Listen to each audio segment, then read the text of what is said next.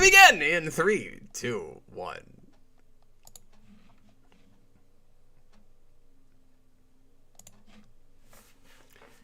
Hello, everyone. It's time for another random live show. I'm Captain Logan, and look, it's Dan Torrey.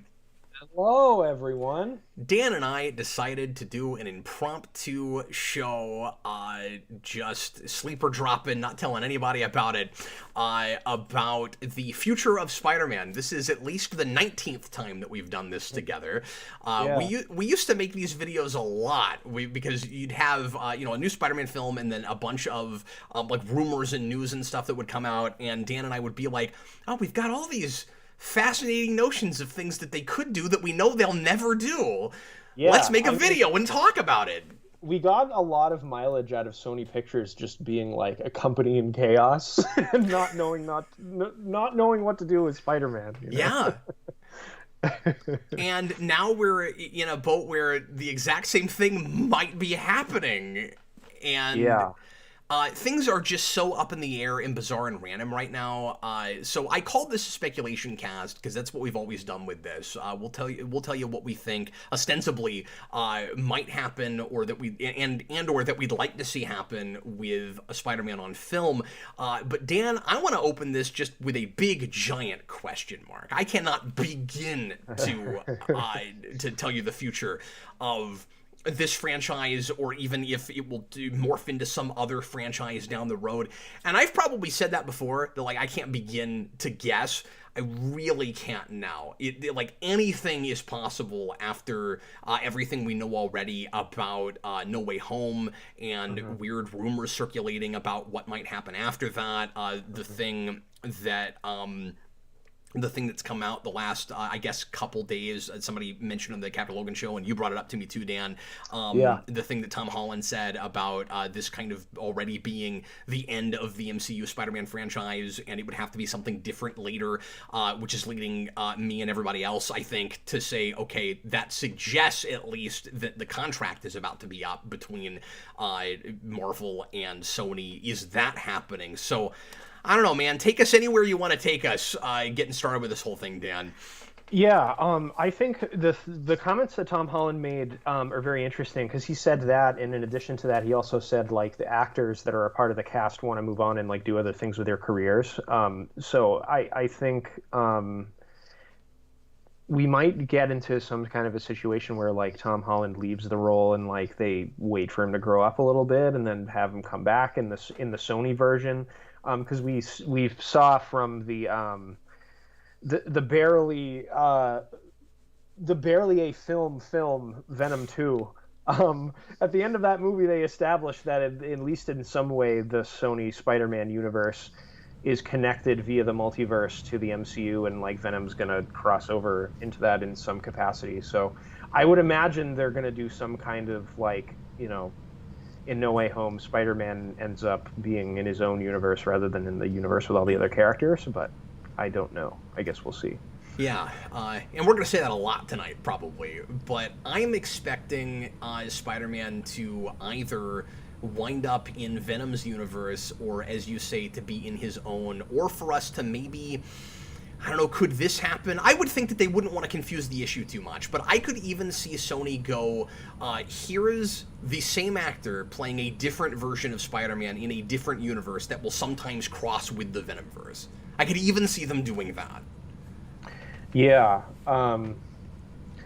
It'll be interesting to see. I mean, I feel like it would have been strange for them to think they can do a Spider-Man universe without Spider-Man for any time, if that's an option for them. Yeah. But we also live in a world where the first Venom movie made $800 million at the box office, so maybe they think they can. And, I don't know. And that second one broke the COVID record. Yeah. Somehow. Oh, it's so crazy. Look up "failing upward" in the dictionary, and you get that franchise. I love the Venom movies, ironically, but you can't deny those movies are horrible. They're so bad. You and I feel that way. There's a lot of people that are not enjoying those ironically, that think that they're legitimately right for that character. And more power to you, I guess. That's not what I want. And I honestly expected to have more of the kind of fun with that first movie I did with the second one. And Dan, you weren't with me on the Captain Logan show last week when I reviewed it, but I want to say this to you because you'll appreciate this more than anybody. I know that you were able to actually have fun with that the same way as the first one. I had that the Ninja Turtles Out of the Shadows thing with that, where like I was over it at that point. No, it was just no longer fun. I guess I enjoyed it on the same level as the first one, because it's more of, you know, adapting terrible 90s Venom comics. Like, in a weird way, the Venom movies are pretty good adaptations of 90s Venom comics, in that the writing is terrible, the plot makes no sense. They're not remotely self-aware. Yeah, the characters are paper thin, they're not emotionally aware. But it looks cool, kinda, you know? Kinda, yeah. I mean, I was fine with what Carnage looked like in that movie, I guess. Like, yeah, I mean, he just looked like slimmer CGI, Venom with a lot of tentacles, and like, you know, I think the Venom comics look cooler just because they're more vibrant, I guess. But like, if that's fine with you, I guess, more power to you. But I don't know. I feel like if Spider-Man is going to get pulled back into the hands of Sony, and these are the kind of films that they're producing, like, I just have no faith. Like, no faith at all. Or interest. I mean, that's not what I want for Spider-Man any more than I did with Venom. And I just want to talk for a second about how ultra awkward and counterintuitive and like desert island scenario we're at now, where there is every potential and now likelihood that we're going to have a Spider-Man franchise born out of a Venom franchise that had to be made without Spider-Man in the first place. Where retroactively now they're in the same world, so we have a Spider-Man villain / anti-hero who in the comics is based on Spider-Man, in that Peter Parker had the symbiote first, and that's why he looks the way he does, and has the face he has, and the symbol and everything, which I am aware is not in those movies. Yeah. And then now Spider-Man will be in that world that he should have born but didn't. And I just can't even deal with that. It's so bizarre. It's very strange. And we know that, like, if they continue, past whatever Sony has planned, they plan on using at least some of the other versions of the MCU characters in their Sonyverse, because we know Michael Keaton's in the Morbius movie. Yeah. So, I mean, I just don't know what... Like, Michael Keaton has said in interviews, like, he doesn't know what's happening in the script for Morbius, because his role in the movie is, he's like, yeah, there's, like, different universes, I don't know what's going on, but I showed up and said my lines. And the interview where he talks about it is really funny. It makes me wonder if Sony might not do just some kind of, like, amalgamation of all of their Spider-Man franchises into one thing, because we see like the Raimi Spider-Man suit in the trailer for for Morbius, that he like walks by and there's like a Daily Bugle thing on the wall, and it's like a picture of the Spider-Man PS4 Raimi suit, but it says like Spider-Man murderer, like he killed Mysterio. So I'm like, I don't know, that's really weird. I don't know what that means.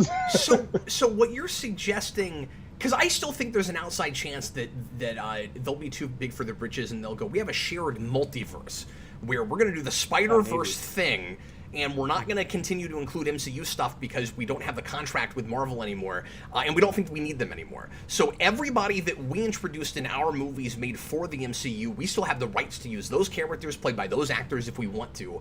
And we also can keep using all of the franchises that we did before and just have this like overarching Spider-Man multiverse. But what you're suggesting is the inverse of that, where instead of Spider-Verse, and keep in mind that with the animated movies, they're keeping that title, and the next one is still going to be a Spider-Verse movie. So they could do basically a Spider-Man Crisis, which would be taking the Spider-Man multiverse and dwindling it down to one thing made up of a bunch of parts from other universes. I think both of these things are plausible. I think so, too. And there are some exciting things potentially in that. I personally, I just don't trust the people in charge, though. Yeah, exactly. um, I am not particularly excited about the next Spider-Man movie just because it looks like it has too many things in it. I think it looks like an overstuffed kind of mess, like they're really rushing the Sinister Six thing to the point where they're just going to like pull old versions that people are nostalgic for rather than introducing characters that we're invested in and like care about, that have a relationship with this version of Spider-Man. It's just kind of like the Green Goblin's here and it's Defoe because you guys like that. Then I'm like, I would have rather had you introduce your own version of Norman Osborn, establish a connection with Peter Parker, and then turn him into a villain, or you know what I mean? But I guess the sad truth is because of the contractual situation. I don't know that was even ever possible. But who knows? I mean, I hadn't thought of that. I guess I don't get why it wouldn't have been possible. Just be like, I think it's probably less that it's not possible and more that Sony just wouldn't have played ball to do that. Exactly, they wouldn't have played ball right like long enough. You know? Yeah. So a lot of things I could piggyback off of there, Dan, but the saddest truth of all this to me is, it is sounding likely that this could be the last thing, at least for a while, that Tom Holland does for MCU, and if that's the case, this is, for lots of reasons, not the place to send that character off, because I still feel like we just got started with him. I don't know enough. Exactly. He hasn't done anything. I keep talking about this in the Captain Logan show, but he doesn't have very many tragedies yet. Like, we've got a Spider-Man that hasn't gotten anybody killed yet, and that hasn't really created his own villains or done any like tragic Spider-Man stuff. It's like the pathos of the character. Like, where is all of that? I agree. I think the Tom Holland version of Spider-Man, while good, is very flawed, and I think there are a lot of things that can be improved about it. And that could be improved with time. I think the only fundamental thing that's wrong with this version, in my view, is Spider-Man's not really a family story in the MCU anymore, because he has no relationship with either of the two parents that are the most important people in his life in the comics, like Aunt May and Uncle Ben. Aunt May is just like hot chick like gag now, and Uncle Ben like is not. Peter never even talks about him. No, so far he's an acronym. Yeah, exactly. I mean, that's it. So I view, or an initial. I think turning,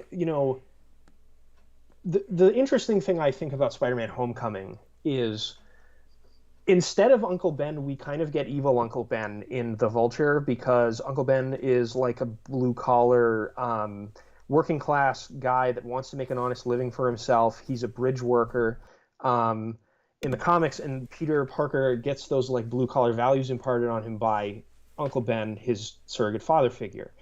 And Michael Keaton is sort of like that in Spider-Man: Homecoming, but like a bad guy, and I like that. But Peter Parker's mentor character in the MCU is also like a billionaire superhero man, and like the thing that motivates Spider-Man to do the stuff that he does in the second Spider-Man movie is because Tony Stark was killed by a CGI purple space emperor in a space war. Like, Uncle Ben got murdered in the streets in cold blood in Spider-Man's origin. Like, that's real. That's gritty. Like, Spider-Man is a street level character. I don't know. That kind of aspect of the character I feel like is missing. The street level and like the family dynamic stuff. And it's missing because Sony thinks that we've been there and done that already, and people are bored of it and they don't want to see the origin again. And they're so fixated on that complaint from fans that the context isn't there for the stuff they're doing. So if only we had some discussion about that, I might find the stuff with Tony Stark a little bit more compelling. Like, everything you're talking about with evil Uncle Ben in the first movie, you have to bring to it knowing about Uncle Ben. And you can say, exactly. Well, yeah, but everybody that watches a Spider-Man movie has seen the other Spider-Man movies, right? And I'm like, even if that's true, I don't care. Like, in the context of these movies, that stuff is not there, and it's just not confirmed for sure what happened. So at the very least, it's awkward. And at the worst, it's missing the point. and the point seemed to be absolutely understood. Oddly and kind of ironically, in Peter's introduction in Civil War, where he's talking about how he's learned that inaction leads to dire consequences, and then it just doesn't come up again. Yeah, I just think that the primary tension of Spider-Man's character is balancing the responsibility of your obligations to make society better, and like how selfish you can be, and seeking personal gain. Because like, Uncle Ben always told Peter Parker, like, don't be a showboater, like, don't seek fame, fortune, like, try to make an honest living for yourself. And the first thing Peter does is defy that lesson, and when he defies that lesson, the world takes the one person from him that was telling him the right thing to do, and that's how he learned the lesson. It's a very brutal and hard way to learn it, and it imparts some trauma and tragedy on the character that informs his moodiness and the dark aspects of the character that are brought out later. I feel like the Tom Holland version is squeaky clean and doesn't have a lot of that kind of same darkness and tragedy to him. I think there is some of it, but it's not this nearly as pronounced as I would like it to be, personally. Yeah, and let me like back everything off here for a second and say that I thought that there was every potential and kind of expected us to get there, and was very disappointed that the second movie felt like a side story that was almost skippable. You can't do that, especially if you're only going to have a trilogy. Like this is going to sound melodramatic of me, but I almost want to say, how dare they, if this is the last thing he does. Like, that bothers me. That hurts my feelings. Because for me, Homecoming is, and I know a lot of people don't feel this way, Homecoming is the best live-action Spider-Man movie we've gotten. I still feel that way. The foundation for everything that character should be, and the performance is what I want for a traditional comic book version of that, and I feel like it really marries the traditional like old school Stan Lee version with something more modern and something a little bit closer to Ultimate or something. And then we just haven't gone anywhere with it. Like, it drives me nuts. I mean, I think you have the perfect foundational film with Homecoming, and it all goes downhill from there. I want to, again, emphasize, like, when I say that there are things about the Tom Holland version that I would like to see improved, that doesn't mean I don't like it. I think there are a lot of things about that version that are very in keeping with the character and demonstrate a lot of the things, the reasons why I like the character in the first place. I just think that, if what Tom Holland says is true, that if they're going to do some kind of new spin on it, if he were to come back, I would want to see those elements reintroduced. But then you have to think to yourself, how awkward is it going to be to have like the Uncle Ben tragedy reintroduced into this character as like psyche without like seeing it? You know what I mean? Like, it's just in flat. I don't know. I feel like that's going to be super awkward. Maybe they could make it work like Spectacular Spider-Man did.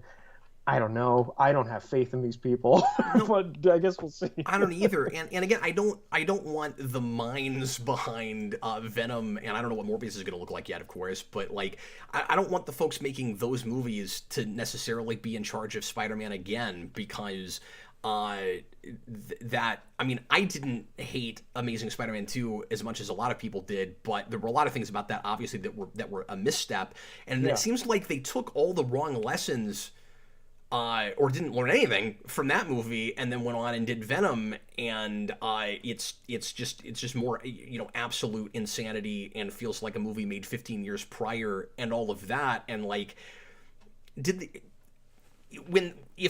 they make Sony movies apart from MCU, isn't it going to be just kind of more of what they were making before? I just feel like all of the signs are they didn't learn anything from the Amazing movies, and they're just going to make more of that stuff. The one potential, like, bright spot in all of this could be maybe they give the Spider-Man movies to the Lord and Miller guys, the guys that made Into the Spider-Verse, because I loved that movie. That would be great. Yeah. And maybe they're kind of talent will rub off on some of these other people, in that Sony will say, hey, in order to be a part of this universe, maybe we need to have a little bit of quality control, because we don't want, our very good movie associated with the rest of this trash, like we want to build a consumer confidence in our Spider-Man brand, you know what I mean? Yeah, but I could also see them going, well, the Venom movies make $1 billion, so make the Spider-Man movies just like those. Exactly. I think that's more likely, yeah. to be clear. Yeah, no, it absolutely is. But see, if it goes the direction you're wanting it to, I don't think it'll be because they'll be smart enough to realize that won't fly with Spider-Man the way it somehow magically has with Venom. It'll be because they go, well, Spider-Man, it'll be superficial, right? Well, Spider-Man is a more lighthearted thing that's supposed to be for kids, so we're going to give it to people that like to make kid movies. And then when they give it to somebody that likes to make kid movies, like Lord Miller, they'll let them do whatever they want with it, and those guys will understand what you're talking about, and that's what they'll make. That's the only way we get there. Yeah, I agree. It's going to have to fail hard first before they were to do exactly what I was saying, I guess. Yeah. It's going to be very interesting to see what the heck happens in the next Spider-Man movie with all of the, Raimi and Amazing Universe characters that are going to like come into this. Is Defoe and Molina coming back just for this movie, or are they going to be those characters moving forward in whatever Spider-Man continues? Yeah, and I feel like that could go again kind of either way. I could see it. Yeah, I could see it being a Days of Future Past situation where it's a one last hurrah for those actors. Mm-hmm. And I was going to mention Days of Future Past earlier because it feels like they're trying to kind of do something similar, but without we've not seen the movie yet, but maybe without the more character-driven motivations that I feel like that movie kind of had, because that thing was simultaneously like some fan service and playing greatest hits while also telling a really good story in my mind. And I agree. Days of Future Past rocks. It had a I just thought I'm trying to think of there's a word I'm looking for and it's getting late, but that was an inspired story, right? They took a real fan servicey kind of fanficky kind of premise and they grounded it in a really good character-driven story, and this looks like Goosebumps to me. I keep saying that, but like, I'm not really expecting any character stuff for any of the characters we're bringing back. Everything about that to me screams cameos, and maybe long cameos where they're in several scenes, but it still will, at the end of the day, be chalked up to a cameo. You get to see these characters fighting and doing the stuff that you got to see them doing in the other movies and saying signature catchphrases and stuff, but not actually building on those characters in any way and not doing, any new versions of those characters played by the same actors. I'm not really expecting any of that.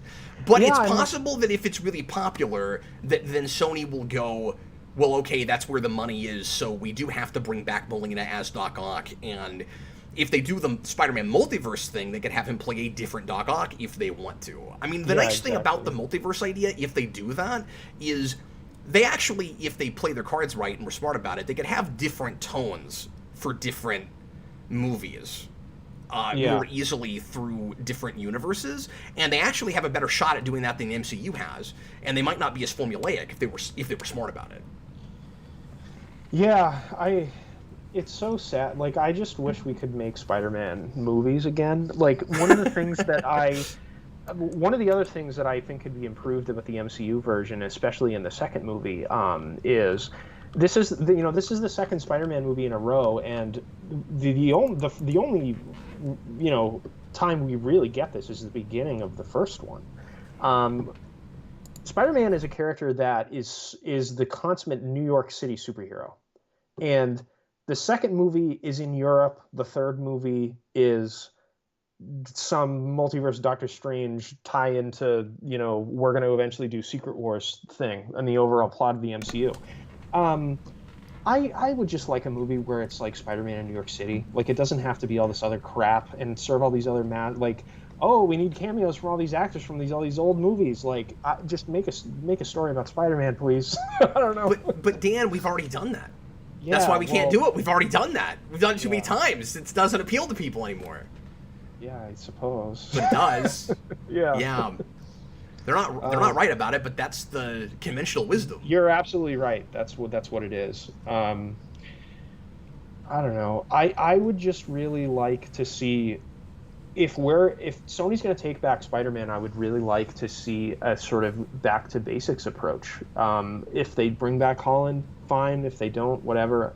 Even if it's straight up reboot again, who cares? Because to me, Tom Holland was great.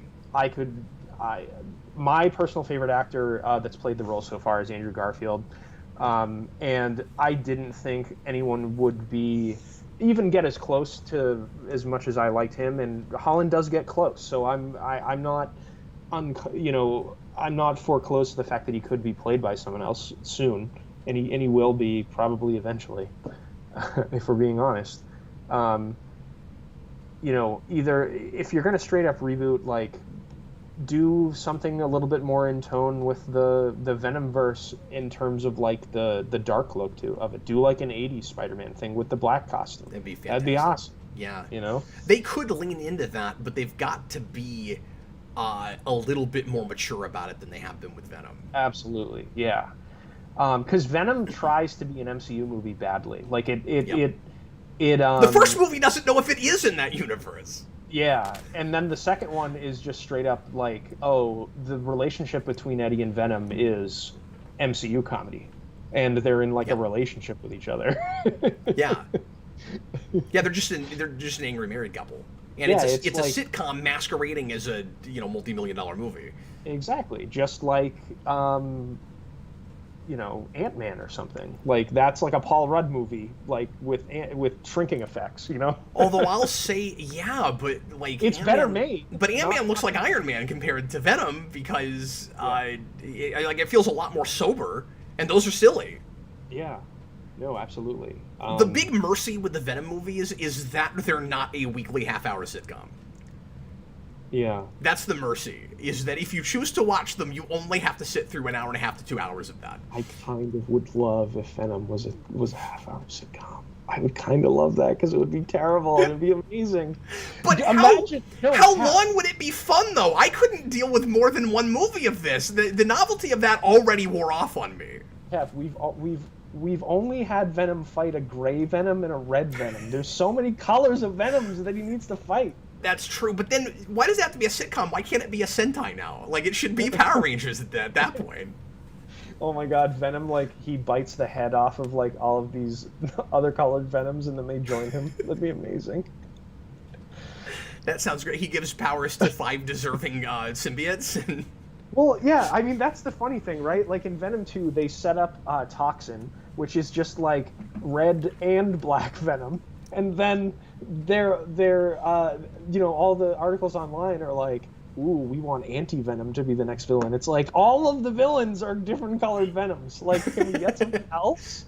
It's the same third act every time. What if he fought something... Well, and that is, to be fair, kind of the Iron Man effect a little bit, where it's too many of these superhero movies have to be our superhero fighting a bad version of themselves, and that does start with Iron Man. Yeah. At least, I'm not saying that's the first thing that did it, but it starts the popular trend of it, because every Iron Man movie has that in some way or another, but it worked better in those, and it's because all those characters are very different characters and come to the armor or whatever it is they're using differently. And this, it's another symbiote that we called something else, but is essentially the same bad guy from the last one. My favorite line in Let There Be Carnage is, "Oh no, it's a red one!" Yeah, because that's exactly what I was thinking. And the movie's aware of it. The movie's And riddle me this, because I don't understand it. It's kind of the Indominus Rex thing from Jurassic World again. It's okay, so the red one is for some reason more powerful and scarier, but it also came from you. So for some reason you begat a bigger, scarier symbiote that's way more powerful than you are, just because somebody bit you. I don't understand any of that. Yeah, it makes no sense. And I love, for some reason, maybe because he drank his blood, I don't know, when Carnage turns into himself, his head like twists around and it turns into a monster head rather than it being a costume. Why? It's so weird. I don't know. I forgot about that.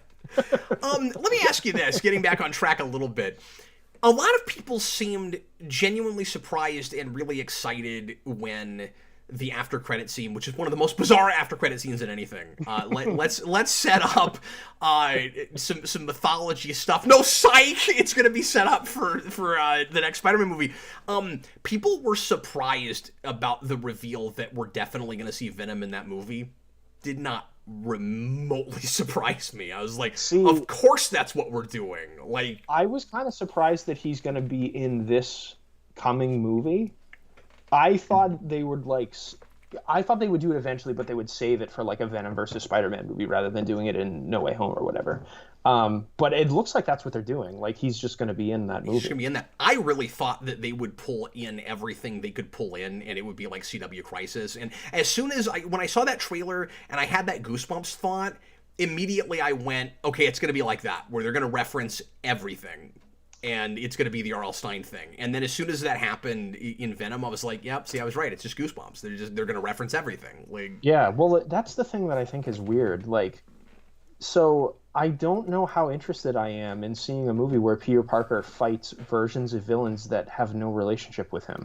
Like, and it's so awkward because it's all business, right? Like, the only reason that is connected over any other random universe in the multiverse is because Venom is a Spider-Man character, but he's not in the universe that they're combined. And then the most bizarre thing about it to me is that the first glimpse that we're getting of the multiverse crossing stuff that's going to happen in that movie is in that franchise. That's so strange. That's the first glimpse of it that we get. Yeah. Well, and it's so you weird. Referenced a movie trailer. Yeah. Like, all you need, because that movie is not out and there's been no like setup for it in the MCU movies. So that as a reference point is just, you've seen this trailer. Like, it's so cynical. It's all business. Yeah. No, that's what it is. And I also think it's sort of strange.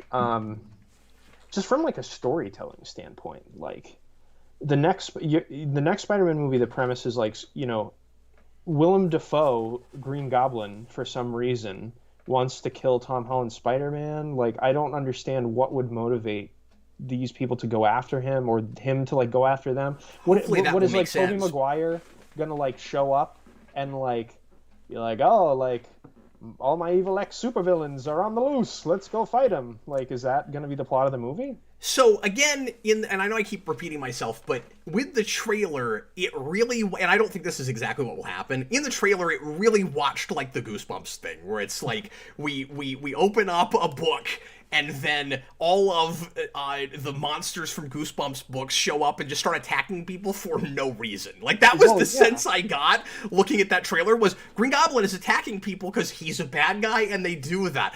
I think what it will more likely be is that all these villains show up in the MCU, and they get rounded up somehow by a villain in the MCU, and then they create the Sinister Six. So what you were seeing... Yeah. When you see Doc Ock show up in that trailer and the pumpkin bombs and all of that was an ambush. That, like, in an earlier scene, somebody's put these characters together, and this is a plan, and that this is not the first time they're coming over from their universes, but in the trailer, it absolutely watches, like, Vortex opens, Green Goblin is cackling, he attacks a person in a Spider-Man suit. Yeah, so that's the thing that I think is rather strange.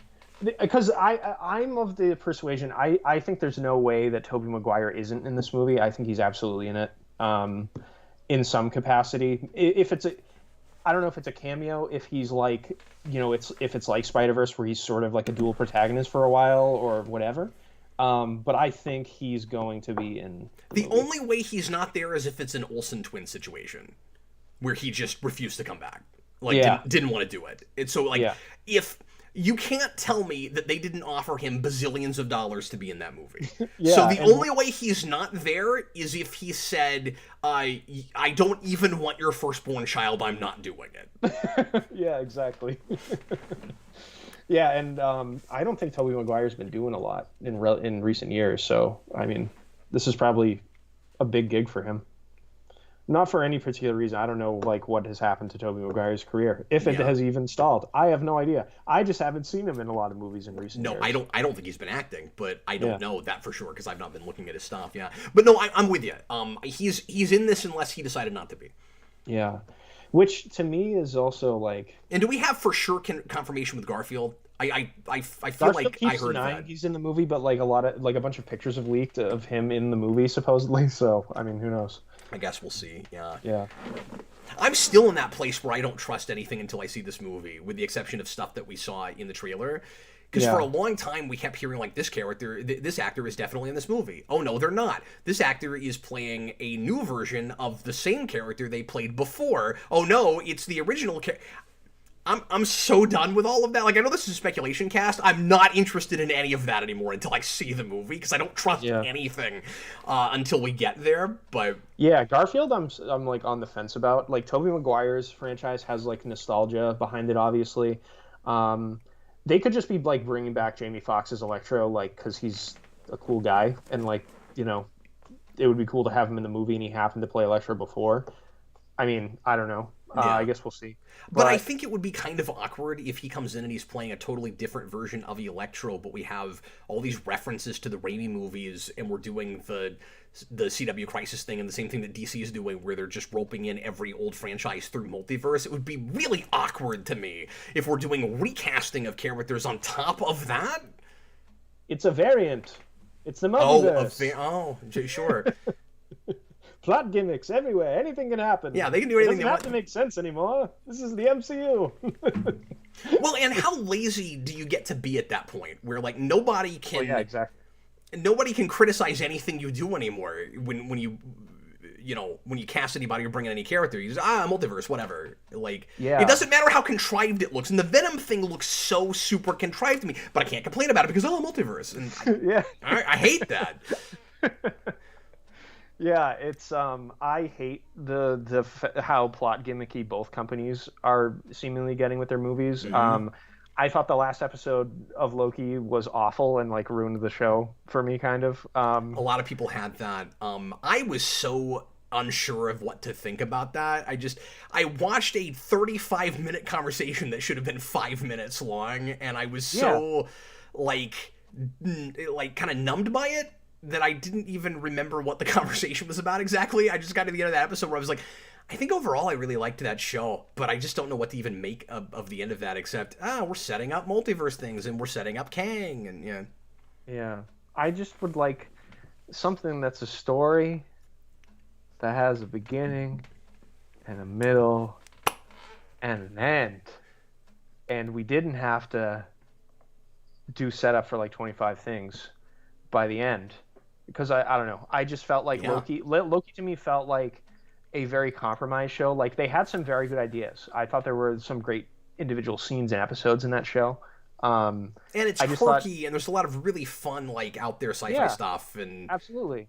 There's fun to be had in that show. I'm not saying it's an overall bad show. I was just very disappointed by it. And I still say the production values of that show are the best they've been on Disney Plus for Marvel. It's a lovely looking show. Yeah, WandaVision is the show of the three of those that have come out so far that I really like. And then Captain America, Winter Soldier, I didn't really like very much. But I guess, I guess I'm one of the general trend that makes me trepidatious about all this stuff in the next Spider-Man movie is just the general like corporate synergy that Marvel is doing with all their movies now, where everything has to be like the ship, every part of the ship has to be moving in the same direction of setting up the plot for the next Avengers movie, rather than just telling individual stories with these characters that happen to tie in a larger way later.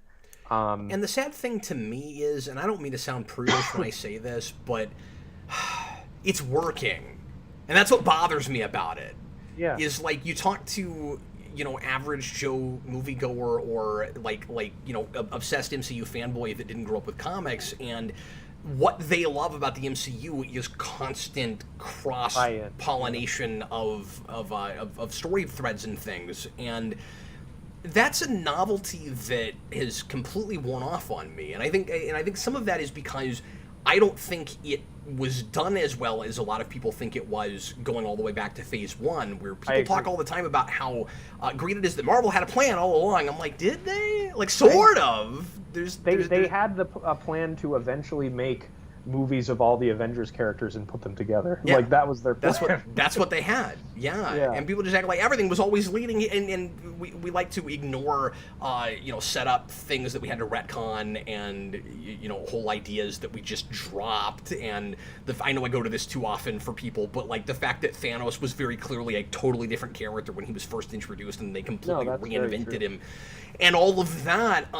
So I grew up with comics. I'm used to, with DC and Marvel both, all of these, the shared universe concept. That's not a new thing for me. I grew up with that. And so the stories have to be good. Like, that on its own merit is not enough for me. And I'm also bored with it and worn out with it. Like, I wanted another 2 or 3 years without Marvel movies. I was so burnt out on them. Yeah, I'm pretty burnt out on Marvel to the point where I'm just not seeing their movies right away. Like, I had no desire to go see Shang-Chi. I'll probably watch it when it comes out on Disney+. But one of the things that I always really liked about the kind of shared universe concept in Marvel, at least, in DC, it probably has to the same degree. I'm just much more familiar with Marvel. The characters did cross over, but it wasn't like Captain America, Thor, Iron Man, Black Widow, Nick Fury, and the Howling Commandos were in every third Spider-Man story. It was like, here's a Spider-Man story, and maybe Captain America shows up in one issue, in the course of like 20 or something like that. And to be fair, modern comics had this problem before the MCU started. Sure, absolutely. But I liked the Phase 1 and some of the Phase 2 MCU movies, like Captain America, the First Avenger, Incredible Hulk, Thor, because they were individual stories about those characters and their corners of the Marvel Universe. They established them, Yeah. And now nobody has a corner. Like, it is just the Marvel Universe, and like everyone is... It feels like a single franchise. Yeah, exactly. And by the way, I just want to backtrack for a second and say I don't mean to call out or dog on anybody that's a big fan of this franchise. I'm still calling it a singular franchise of the MCU that didn't grow up with comics like I did. I'm just I'm sympathetic. I get why this is still novel to some degree for those folks. It's just not for me anymore, and I'm giving you my background and telling you why. Like, these things are not made for me anymore in a way that I felt like they were a little bit more at the beginning. And so that makes it harder for me to appreciate some of the things that people are appreciating about it. And so, like, Disney and Marvel Studios very clearly are realizing that their main base for this stuff loves that everything crosses all the time, and are catering to that, and it's turning me off while it's not turning off the masses. Well, and it's very good for their business model too. Yeah. Right? Like, if you make everything that you produce, which is how many movies a year plus all the TV shows you're producing now, if you make them all feel essential to even understand what's happening in the MCU, like, you have just secured a customer base that's so loyal they won't give money to any of your competitors. Like, Disney Plus is what they'll subscribe to, and that's all they'll need. If Yeah. Not only that, but when you're talking about continuing films on the big screen, how much money can you take from them? Like, how many individuals on the planet feel the need to see every single thing you put out? Like, recently it was announced, or maybe it was a rumor, I'm not sure, that pretty soon we're going to get to a whopping 5 MCU movies a year. They're going, we know how much money we can pull out of people's pockets. Mm-hmm. Yeah. And they're also for me personally, getting to the point where I'm very choosy about the ones I go to see, because I'm not as inherently interested in in all of the characters that they're making things about, and I just don't have time. And that's your right, and you should be able to do that. And I feel like Yeah. there's kind of this idea that, well, it's all one franchise, so you're supposed to see all of them. And I feel like there's this kind of have your cake and eat it too thing that Marvel does, where at the same time is they're hoping that everyone, it's the like buy every number one thing, right? Where it's like trying to get everybody to see everything while simultaneously going, we're making something for everybody. Mm-hmm. Yeah, and you know, I wish they were making something for everyone in the sense that, like, you know, people that like Spider-Man could have their Spider-Man movie, and if you're not a Spider-Man fan and you like things that are, I don't know, much more, you know, dark and gritty, you can go watch Daredevil, and that's street level, but it's also like really dark and mature. And then if you want to have something like, you know, that's dark but not street level, you can look at the Hulk. You know, like that's the reason why I like these characters, because they're very varied and different. I feel like they lose something when, you know, the Hulk has to be a jokey character and Thor has to be a jokey character. You know what I mean? And it's such a shame. Well, and retroactively, it starts looking like characters are acting out of character too. But it's such a shame that the Netflix Marvel shows weren't able to continue and are now considered not canon. And it feels like a million years ago now. And when and which is weird because like the last season of Jessica Jones, which I never finished, was like 2 years ago or something. Like it hasn't been that long, but it feels like a million years away now, and you know, ago now. And it's a shame because you did have the feeling when those were on that you had corners of the MCU more than I agree. And I don't think, you know, this means that it's all doom and gloom and like everything Marvel is terrible. Like, I hope people get that impression from what we're saying, because I still really like, I maintain I really liked WandaVision. I think the last episode got a little shaky by the end, but like that didn't spoil the journey for me. I quite enjoyed that show, and I liked a lot of the risks that was willing to take. And I agree. Yeah. You know, that was one of the riskiest things the MCU has done in a long time, and that's one of the other things I feel like with these movies that kind of frustrates me sometimes is the lack of risk taking in terms of what they'll do. Like the Black Widow movie, like someone gets stabbed in the stomach and there's no blood, and she just has like a wet T-shirt. It's insane, you know. Like if you're gonna make a Black Widow movie, like make a Black Widow movie. You know what I mean? No, that movie was trying to be two things at the same time, and it's that Captain Marvel thing. It was trying to make everybody happy, and it needed to pick a road and stay on it. Yeah, you know, and if you're going to be a gritty spy thriller, let yourself be that. And it was more awkward because it tried to feel gritty but not be gritty. It was so strange. Yeah, I mean, I just think the trying to make the MCU one franchise, and I think that's a good way to describe it, Cap. And sort of shoehorning them all into one tone and make all of the plots sort of all silo and go in one direction. It really hurts, I think, the individual projects, and like what I would like to see out of them personally as a fan, I guess. Like, I don't really need a Spider-Verse movie in general, but like we just got an animated one, and I don't necessarily need to see that. I don't think. And why is that starting to become the prototypical Spider-Man plot too? Yeah, it's because it's just so not Spider-Man to me. Like multi-dimensions is like not. Spider-Man's a street level character. I don't know, but yeah, I feel like it really hinders being able to portray these characters in a way that is consistent with what makes them interesting. Like, because the MCU is very lighthearted, you can't do much of the tragic stuff with Peter Parker. You can do some of it, but like characters like the Hulk will never be as dark as they are in the comics in the MCU. I know that. And now that Thor has been established as like tongue-in-cheek comedy character, he will never be the character that I like from the comics, or that anyone has liked. You know, and it's very strange. I've been in conversations with people, like you said, that are non-comic book people. I was in a conversation at work the other day, and someone got mad at me for not liking Chris Hemsworth as Thor. And I was like, I don't know, like he's not like the character in the books that I like, man. Yeah, it's because to folks that started with that and now grew up with it, because I mean that's 10 years old. Like, isn't that weird? Like we're into the we're past like the 10th anniversary now. Of that character on film. To a lot of people, that is the starting point for Thor.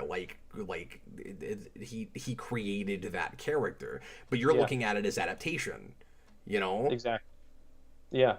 And it's too much to ask a person to look at a thing as adaptation that started with it. It's kind of like The Mask. Like we just did a commentary on that. That's true. Yeah. For most people, that's not it is a comic book movie, but for most people it isn't. For most people, that's not an adaptation of pre-existing source material. That's the thing that gave the world The Mask. And it's hard for you and I to appreciate that the MCU gave the world Iron Man and Thor and Captain America because we grew up with those characters. They were already in the world and had been there for decades before we were born. And people intellectually know that. But if you didn't experience that, for you, the MCU invented those characters. Well, yeah, and even, characters like Iron Man, I feel like, suffer from being shoehorned into the tone that the MCU eventually became, I think if Favreau was in charge of the Marvel Cinematic Universe and, didn't have corporate masters, I think we would have done the alcoholism thing with Tony Stark in the second movie to a much greater degree than what we got. Well, you remember the first shot in that film of that character is him holding booze. Yeah, exactly. You see his hand with a drink before you see Downey's face. Yeah. If memory serves. Yeah, like when he's drinking in the Humvee or whatever. Yeah. Iron Man is a character that is not one of my favorites, but I would imagine for people that he is. That's a little disappointing that one of the main thrusts of one of the most iconic and interesting stories about the character cannot be adapted in this continuity because of the tone that they've chosen. Yeah. And I feel like Spider-Man suffers from that too, and that's the one positive thing, kind of getting back to the Spider-Man speculation cast, that I see I'm sorry potentially. We went on a rant so long about MCU, everybody, but these things are connected. I think it's relevant. I think, the one positive thing could be if they take Spider-Man back, that they are freed from that tone, and they can be a little bit more tragic with the character. That would be nice. Yeah. Will it be done well? Probably not. Yeah, what's the execution? And my fear is that we live in a world now where you can either be, I don't want to just say watered down, but you can either be samey and one formula where every movie more or less kind of feels the same, but cohesive and coherent, and you make sense and everybody knows what's happening. Or you can be Snyder movies. That's what we have now. I mean, Sony doing their own Spider-Man franchise again. I'm afraid after the Venom movies is just gonna be kind of Snyder being the architect of the DCEU at the beginning. It seems like that's what we get. It's one or the other. There's nothing in between.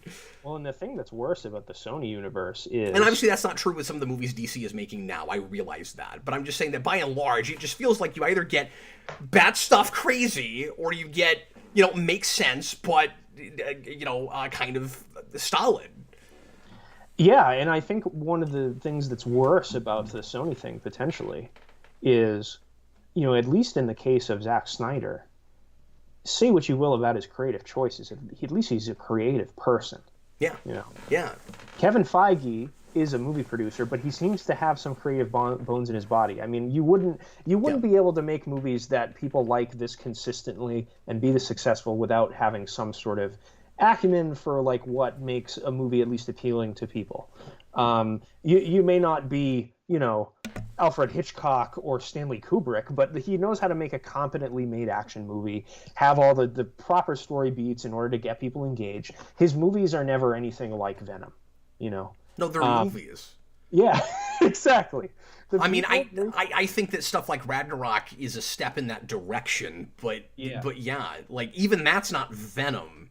Exactly. I think the people that run Sony Pictures are mostly people who are very highly educated business people. Yeah. Like, they are like, okay, we know how to run a corporation. We're professional managers of a corporation. They're not like storytellers. So like their idea of making a movie and is something like, okay, like we take most popular character ever, we put in MCU humor, we do all of these like ingredients, like you can just like poof and like a good movie will come out of it without putting in any of the effort to make the story work.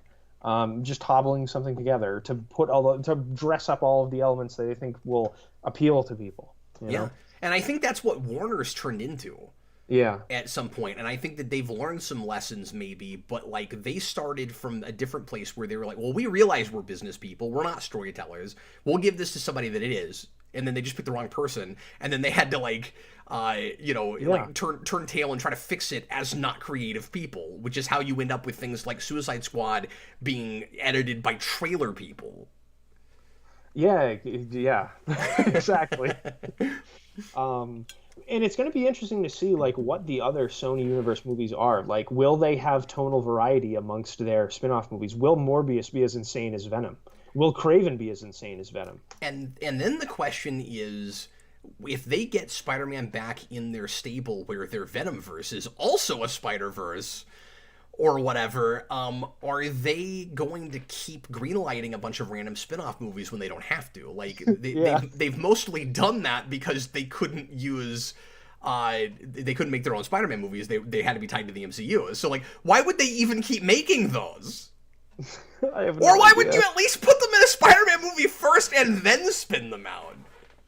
Yeah, the idea of... But to be fair, I guess they were... At one time, they started announcing a bunch of random spin-off things even when they still had Spider-Man, so I don't know. I remember the rumor about the Aunt May movie at one time, and then... Yeah. But, like, I think the Silver and Black thing was during this era when they were already working with MCU, and then they just axed that. Am I right about that? That almost got, or like the creative said that there was a possibility it would get revived on Disney Plus as a series, that Silver and Black thing, but I doubt that will happen. Interesting. Because, yeah. Or maybe not. Yeah, I mean, who knows? I just think the choice of Morbius, to me, is very indicative of the people that are running this franchise. Like, the people that are running this franchise are like, vampires are popular. Does Spider-Man have any vampire characters? All right, we'll do Morbius. That'll be fantastic. We'll get Jared Leto. All the kids will see it. And like, and there's 65-year-old men that still think it's 1997. Yeah, exactly. Well, and I think it's just people that are like, oh, we have this comic catalog of characters. Let's like pluck ones that we think appeal to like trends. Yeah. Kraven is a weird one. That seems to me like they must have some kind of like plan to do a story with him with Spider-Man. Like they'll just adapt Kraven's Last Hunt because that's one of the big stories they haven't done yet. Because that like Kraven is not an inherently appealing concept to the masses. You know what I mean? It's like a Russian dude in a lion suit that hunts animals. But see, what they'll do is the same thing they did with Venom. Well, they'll do Kraven's Last Hunt without Spider-Man. You think so? Yeah, I do. That's going to be weird. Because they greenlit that movie before all of this talk about potentially like the license leaving if that ends up happening. I suppose that's true, yeah. And we also don't know for sure that that's happening. Like, I don't want to keep working under the assumption that Sony and MCU are going to break that contract. Right. Okay. I don't think we should work under that assumption. I'm saying there's more of a chance of that happening soon because of what Tom Holland said. If we can take any stock in that, but it's also possible that their plan is just to hang up Spider-Man for 4 or 5 years and then bring him back as an adult in the MCU. I guess they could do that.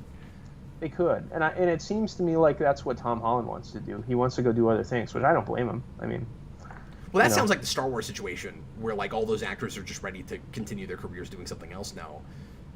Well, and I think Tom Holland may have been happy to stick around in the MCU, like that. He seemed really excited about that, but if it's going to be Sony, like I don't blame him for bailing. I mean, look at Venom. And also, Tom Holland's being offered lots of projects. Like he's been doing a bunch of stuff apart from MCU. He's working like crazy, and he's not. It's really interesting. Superhero actors do not get typecast anymore, or at least a lot of them don't. Unless you're Chris Hemsworth. Yeah. They seem to not have that problem. Say that again? Unless you're Chris Hemsworth. He's like the only one. But see, I don't... Okay, I see what you're saying. I guess when I said typecast, I meant can't get any other work apart from that role.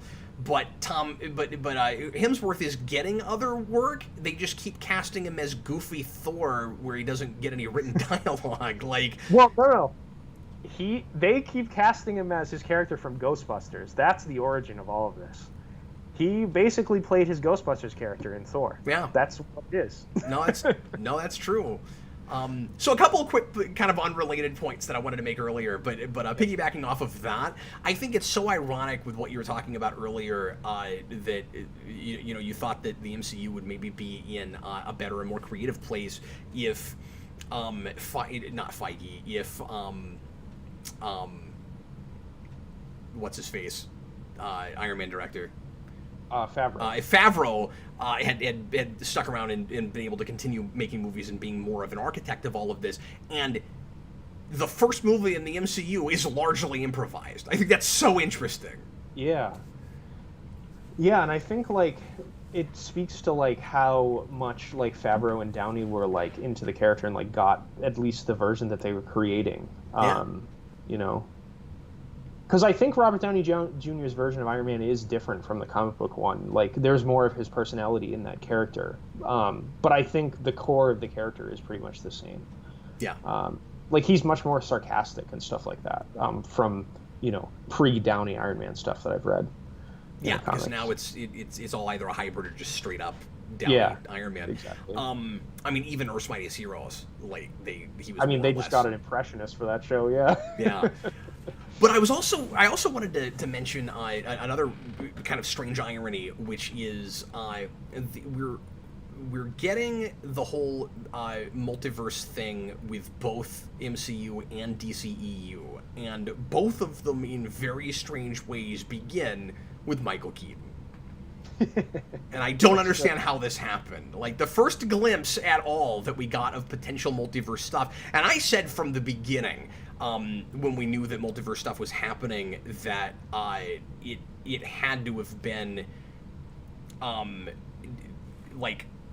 his character from Homecoming, like, coming in via another reality, as opposed to they just can't decide if the Venomverse is MCU or not. Because a lot of people, when the Morbius trailer came out, were like, well, that doesn't make any sense. Like, it's not MCU. Do they even know that? And I was like, we know multiverse is coming. Like, surely it's related to that. It clearly is related to that now. Yeah, absolutely. And the first thing we found out that we were doing multiverse-wise with DCEU was bringing 89 Batman into Flash, and both of these are choices that Michael Keaton does not understand, but will happily take the paycheck for. It's like, why is Batman 89 in a movie just called Flash? Okay. Why is my character in a non-Spider-Man related movie called Morbius not made by Marvel Studios? Okay. This is so strange. Why does it all start with Michael Keaton? Well, and this just speaks to, like, how, one of the things that I think hurts the MCU for me in general, too, in, like, the general feeling of how their movies are now compared to the way they used to be. I feel like the industry in general, but the reason why it's like this, I think, is because of Marvel in many ways and how successful they've been. I think it's too producer driven now and not enough driven by the creative people. I think the only reason why Sony thinks that this is going to be successful, and like why they thought the Amazing Spider-Man 2 universe was going to be so successful, is because they just wanted to replicate the same business model, because that's the most popular business model. And professionally educated businessmen that don't know anything about creativity, like that's what they do. And that's what DC tried to force in Rush. Yeah. With BVS. And I think the Marvel Cinematic Universe movies, I think they sometimes really suffer from not having a unique creative voice. So they're all kind of like middle of the road, like, okay to pretty good nowadays. They never like transcend being great. They're fun experiences. I go to the movies, I see them once. I don't really need to see them again. I don't really need to revisit them personally. I know other people do. And some of them don't stick with you at all. Yeah.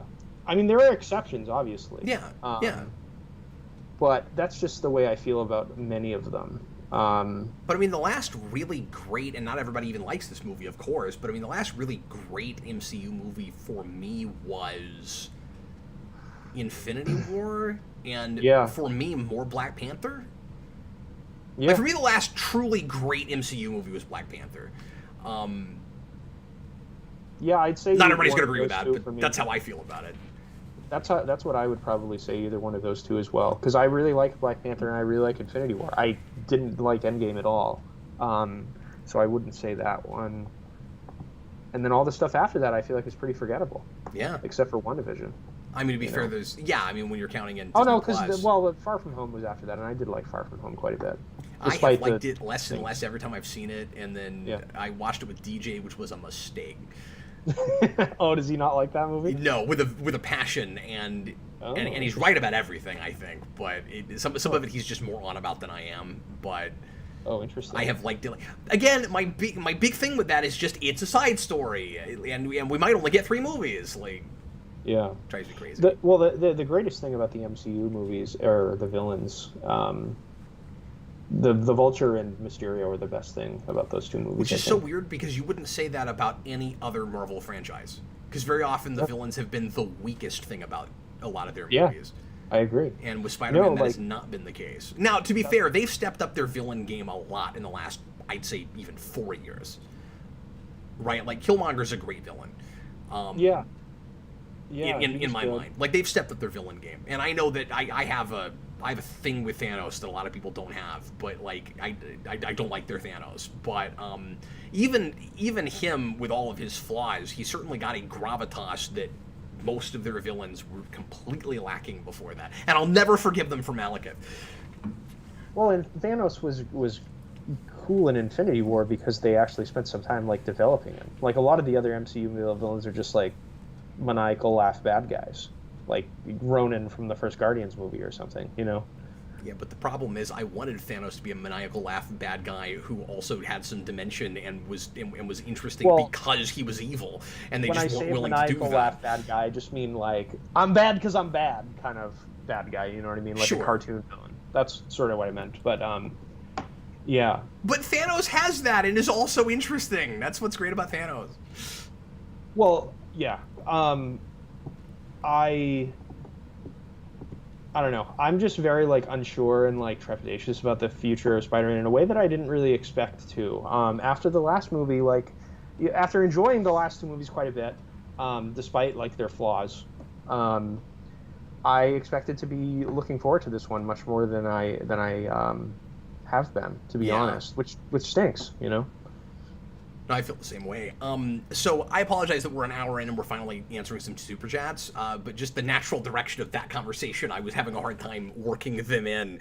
But let's run through some of these. So Josh Golisano put in a $5 super chat at the beginning, was just being silly, and it has nothing to do with anything. And he just said they always say hee-haw, but not hi-yi. That is true. Hi-yi sounds like a generic soft drink. It does. To me. He also says, on a serious note, I hope the end of the franchise thing means we get movies that are tonally more adult and in line with Peter's college years. We were talking about that. I hope so, too. Yeah, that would be great. I don't need them to be like the Nolan Batman movies where, like, they're barely for kids. But just, like, a little bit more, tragedy with the character. Like, the Raimi movies, I think, are the closest in tone to what I want a Spider-Man movie to be. Those movies, they have tragedy about them. They're stories about family. They're stories about the interpersonal relationships between all the characters. Raimi really got like what made Spider-Man interesting, and like didn't feel the need to like update it. It was just like, you like Spider-Man? Here it is. Yeah. I hope you like it. You know.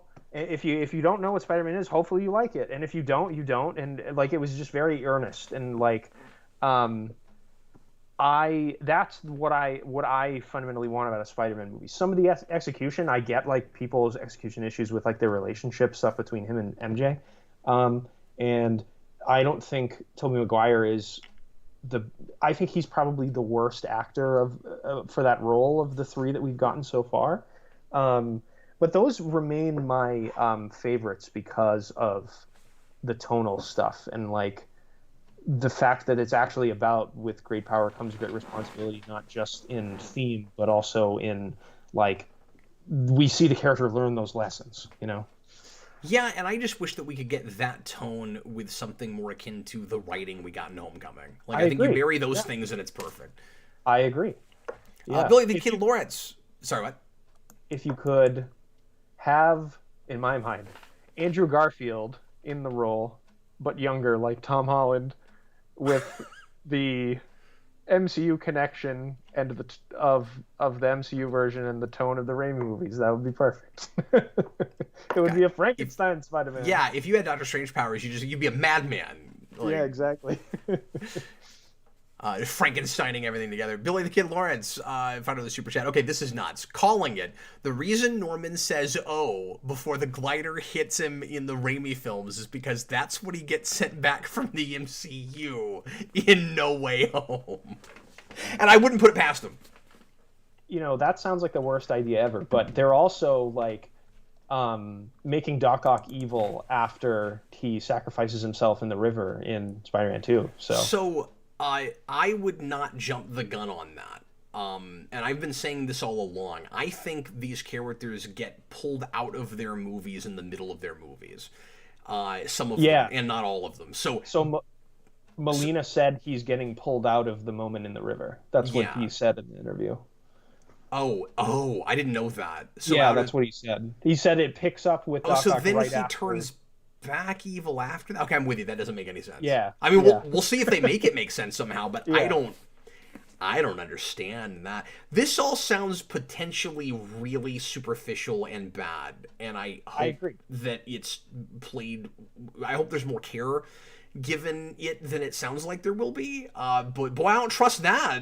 I didn't know that.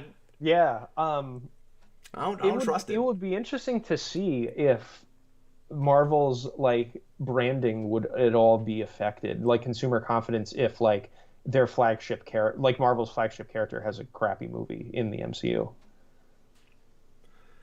With all this is going to sound really, really awful and mean of me, but I just feel like with all the fan service with that movie, a lot of people are liable to like it despite.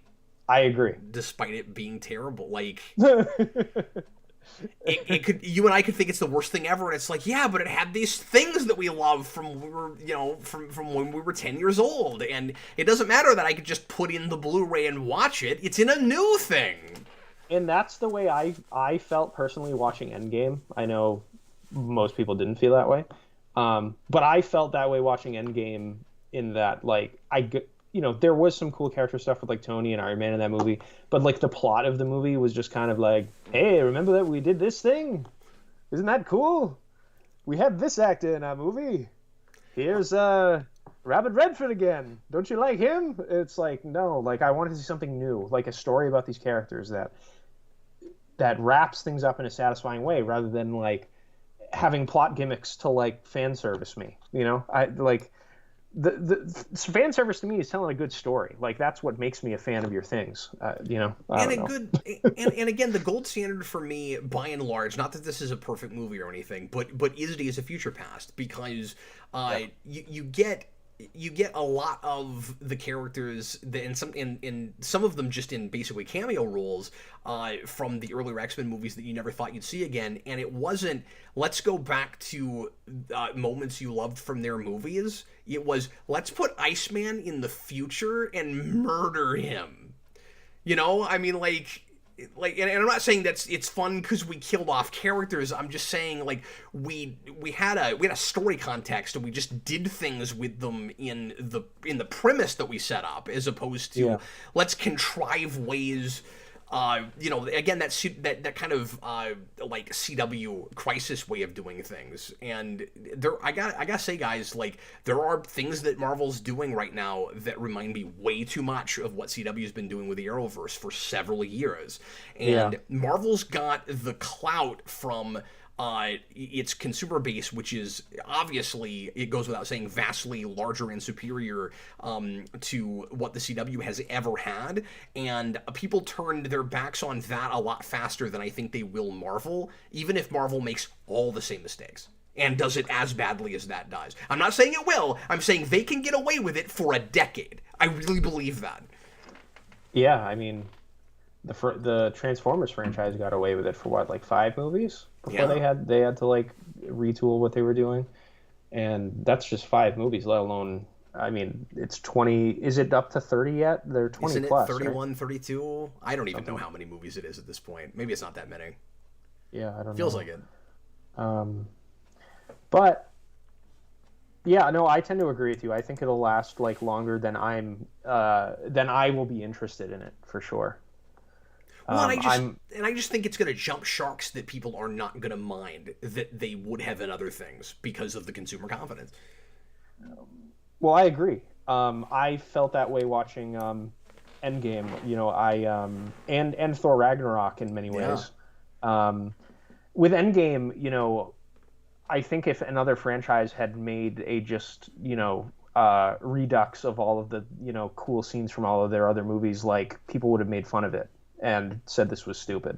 Like, if Fast and Furious was just made like a clip show movie of like Vin Diesel like in, you know, a Dodge Challenger like jumping over a train like again, and, you know, Vin Diesel is like off to the side like, hey, look, I did that. Like, you know, people will be like, this is stupid.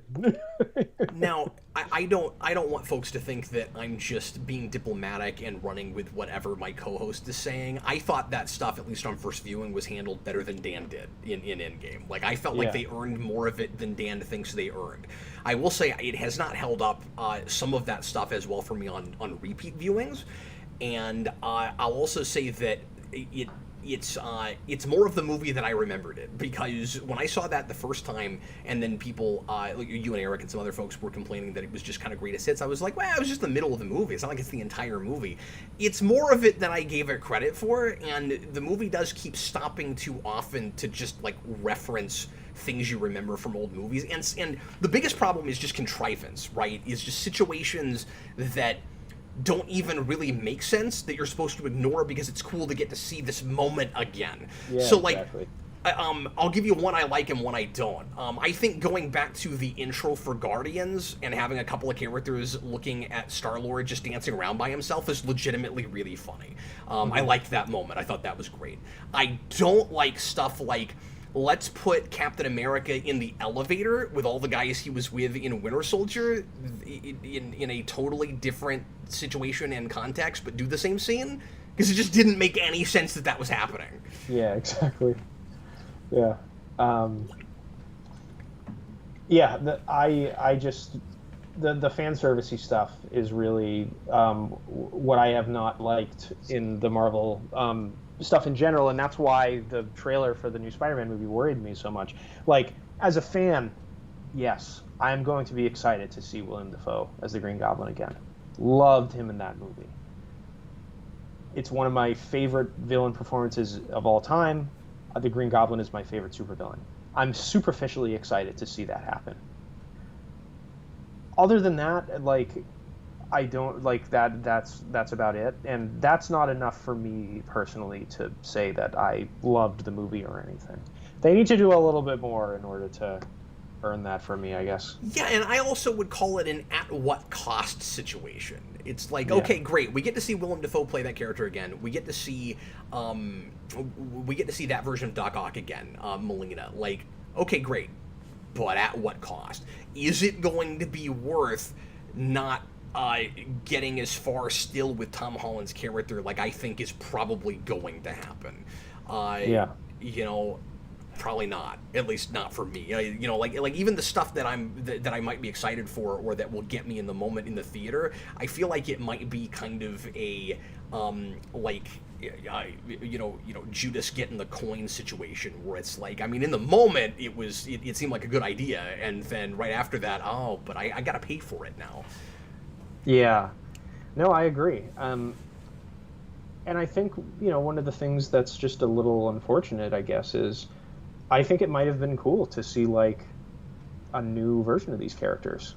You know, like Molina was great, but I think there's other people that could have been Doc Ock that would have been cool. The thing I was most excited about, and it's weird we got the inverse of this, right? The thing I was most excited about with bringing Spider-Man into MCU was seeing other heroes in the Marvel Universe dealing with some of Spider-Man's villains. Yeah. And instead, we got Spider-Man dealing with Iron Man's villains. And MCU characters, because every movie has to be an MCU team-up movie. Yeah, or Spider-Man characters that are turned into Iron Man villains retroactively. Yeah. Yes, exactly. It has been very strange. Tom, $2 super chat, just says, "What's this?" I guess he was surprised that we were shooting, and then decided that he had to go to a Nightmare Before Christmas place. What's this? And then $2 super chat again from Tom. I think Dan is right about the Crisis thing. He's talking about that you're thinking that they'll take all of these elements and put them in one universe. I think that's more likely than the Spider-Man multiverse thing. But I also still think that either is possible. Yeah. And I think Sony may use that as an excuse, like that Crisis thing, to do like some kind of live action version of Miles Morales, like introduce him that way. Like, you know, the MCU version was obviously like far off, like, you know, his uncle as the Prowler was in the first movie. Well, he wasn't the Prowler yet, but the character who is the Prowler. Yeah. He was in the first movie and was pretty young because he was played by Donald Glover. So at least the character looked pretty young. I don't know. I don't actually know how old Donald Glover is, but you're right. He doesn't look old enough to be that character's uncle. Yeah, exactly. And maybe I'm just like, you know, Donald Glover looks young and I'm stupid. Who knows? But that guy's got to be at least 40 at this point, I would think, but maybe not. I don't know. I actually don't know how old Donald Glover is. That was also a few years ago too, so. That's true. Philip Kelton, do villains films and connect them to a new Spider-Man. So my immediate gut reaction to that is no, like that's backwards. Like if you want to spin off villains, have them in a Spider-Man film in the first place.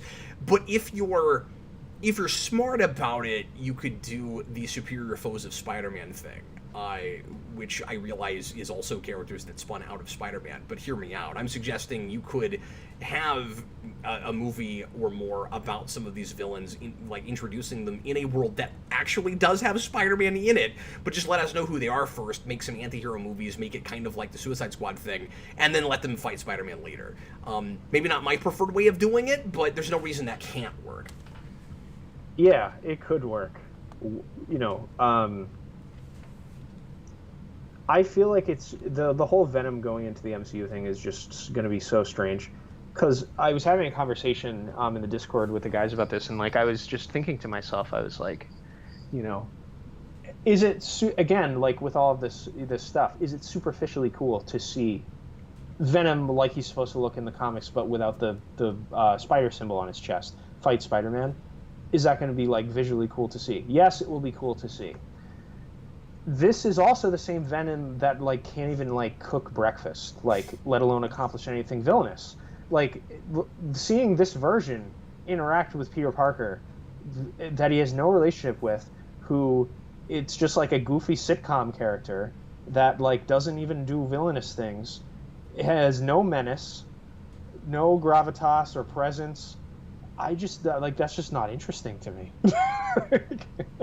Yeah, and the things that make it fun to put those characters together just kind of aren't there. So even if Venom was great, I would still kind of raise an eyebrow at it. It would be like if you right now, without doing anything else with the character, took Joaquin Phoenix's Joker and just threw him in the Flash movie with Michael Keaton. Yeah, exactly. Like, I like that version of that character, but he's not the Joker to me. I wouldn't want him to suddenly fight, you know, in Batman's the Batman in The Batman necessarily. I mean, that's not out yet. Or Michael Keaton. Oh my god. Yeah, it's just very strange.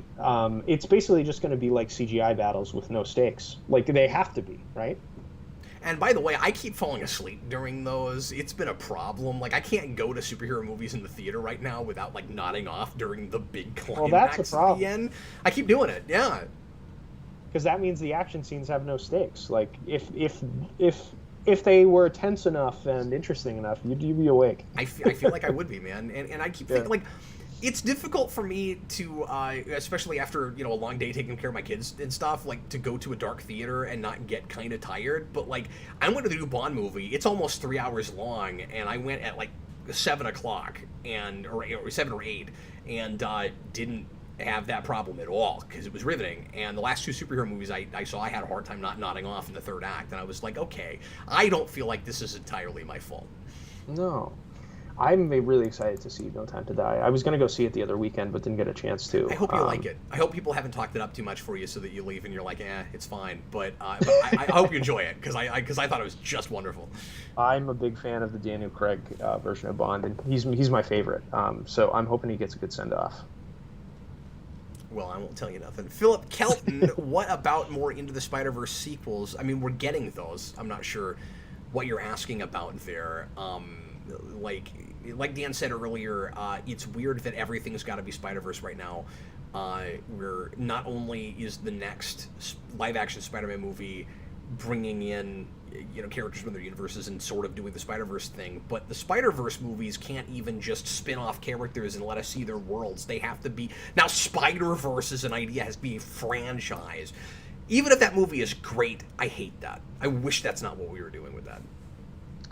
Yeah, I'd be more the stuff that I'd be more interested in would be like an animated 2099 spin-off. 2099. Yeah, that's just like it happens to be the version of that character, but like has nothing else to do with the plot of Spider-Verse. Like it's just like a story about him and his universe, That'd be awesome.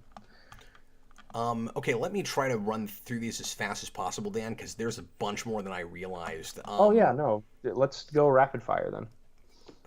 I hesitate to ever use that word, that term anymore. Philip Kelton, what do you think of my idea for a third Venom film? I don't know what your idea is for a third Venom film, because I mean, maybe it's in some of the comments up here. I don't know. I haven't been reading all the comments because we've been having a conversation. He fights a purple Venom. And I haven't been able to look at everything. So sorry we haven't been as interactive this video, but part of it is Dan and I have not gotten to talk about anything in a long time.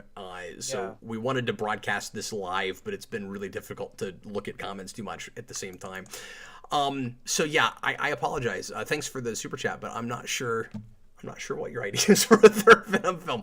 Bob the Hun, $2 super chat. Is Doctor Strange Mephisto adaptation of Brand New Day? Somebody asked me about this on the Captain Logan show the other day.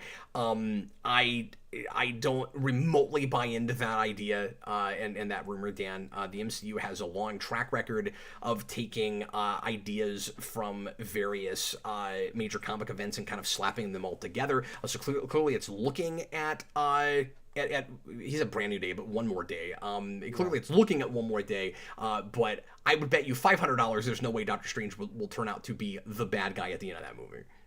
Well, it is weird. In the trailer, Doctor Strange does act like really irresponsibly, so I think that's kind of strange. But the only other possibility I could think of is maybe he's like the what if one, because like it's inevitable that they're going to do like some of those characters in live action. Like Sharon Carter as Captain America is going to be in the movies at some point, I would imagine. I will be very surprised if the idea turns out to be he intentionally did that, and that it wasn't just they're making that character kind of jokey and it seems very out of character in that trailer. And like hopefully it doesn't seem as out of character somehow when we see the film, but I'll be really surprised if that's the big surprise in that movie. Could be wrong, but I really don't put it past them to just do that with Doctor Strange. Yeah, which stinks. Because I love Doctor Strange too. We just can't have nice things. Well, I am still somewhat excited about the new Doctor Strange movie because I love Doctor Strange and Sam Raimi's making that movie. So hopefully that's good. We'll see. And again, we've not seen the movie yet. Maybe they'll totally win us over on what Doctor Strange is doing and his motivations with that movie and everything. But absolutely, I would love to be won over. That second Spider-Man movie has really careless stuff in it, just like what that looks like. Yeah, I mean, I don't know. I mean, I just didn't notice the stuff that you're thinking of at the time, but yeah, I mean, the thing with Peter on the bus with like aiming a war satellite at a guy he doesn't like and all of that. I mean, like, it gets out of character and careless in that movie. When they'll go that far, I don't put the Doctor Strange thing past them. Yeah. That's just my opinion. No, we'll see what happens. Yeah. Robert Wild, thanks for the super chat. Cap, which is better, Venom or Jurassic House? Better is a subjective term. I enjoy Jurassic House more than Venom, but completely. I have the same enjoying it ironically thing that Dan is having with the Venom movies, of course, right? Like, that's my kind of goofy sacred cow thing that's just fun to riff over. Like, that's why I like that movie. Yeah. And I have different sort of investments, right? Like, I just didn't want that to be what we do with Venom, but Jurassic Park for me is a movie that doesn't need sequels and is hard to franchise. So, like, I enjoyed Jurassic World okay, but I didn't have, like, an investment in those characters or anything. And so it didn't hurt my feelings when they just went, like, Cloud9 insane with that sequel. And I also fully expect that to wear off on me with the next one. Like, I think I'll likely have the same thing that I did with Let There Be Carnage, where I'll go into Dominion and be like, oh yeah, I don't need 2 Jurassic Houses. Like, I had that already, and that was, I don't think there's any way that I enjoy that in the same way that I did Jurassic House. But I don't need 2 Jurassic Houses. I can only live in one. Yeah, well, I mean, it's pretty big already. Like, it's big enough to put freaking dinosaurs in. It's like a supervillain mansion with dinosaurs. It is a supervillain. That's why it's amazing. I love it so much. It's the best. Definitely the answer is Jurassic House. My answer is definitely Venom. I enjoy the Venom movies so much, ironically. The new one, so, like, I don't know, did I send you the screenshot, Cap? My favorite thing of the Venom marketing, like, after the movie came out, they, like, did one of those trailers where they were, like, quoting critics, and one of the quotes they used in the trailer was the most insane film of the year. It's accurate. I was like, that is, like, the most accurate critic description of a movie I have ever seen. Oh, it's so good. Robert Wild, again, could a Spider-Man be in Doctor Strange 2? I mean, sure, anything's possible. Given that he's going to be a big part of this movie, I think there's every potential. Unless they decide this is the last thing they're doing with that character, like, for sure. Yeah, it'll be interesting. I mean, it would make some sort of sense because Sam Raimi's directing Doctor Strange, maybe. I think that movie is also in danger of being overstuffed already at this point. I mean, you've got, like, it's got a lot of masters to serve in terms of story threads that it's playing with. I mean, you've got all the WandaVision stuff it's supposed to be building off of. It's supposed to be a sequel to the first Doctor Strange movie. It's, I guess now somewhat a sequel to the Spider-Man movie in that he's in that and, like, does some multiverse breaking stuff, and that's what all that entire movie is going to be about. Yeah, it's got multiverse in the title, and we're already doing what it sounded like the plot was for that in the Spider-Man movies. So yeah. So, I don't know. In the mouth of madness, multiverseness. Bob the Hun, once again, Chris Hemsworth is playing himself, not Thor. Agreed. This is true. This is true. Just a few more here. Day Ghost, Disney/Sony did sign a new deal for Sony films to go to Disney+. Spider-Man has to be in one more MCU movie after No Way Home in this contract. My guess is FF. I did not know that. And I wish we had read that an hour ago. Sorry about that. I didn't know that. Yeah, that's interesting. But, like, his just showing up in a movie is not the same thing as, like, we're planning to continue a direction with him in the MCU. So, like, this could be sort of his send-off thing, and then they just do one more thing with him in a cameo capacity or a guest star capacity or what have you. Yeah, I think, like, the Sony putting all their movies on Disney Plus thing doesn't necessarily mean that they're, like, gonna keep Spider-Man around in the MCU. I just think Sony doesn't have a streaming service. That's who they sign a contract, because it's like all their other movies too. But I suppose we shall see. And I think it probably made the most sense for them because like their biggest franchise is a Marvel thing, so it's like, I guess that makes sense to have our biggest franchise, in the same home as all of his other Marvel friends.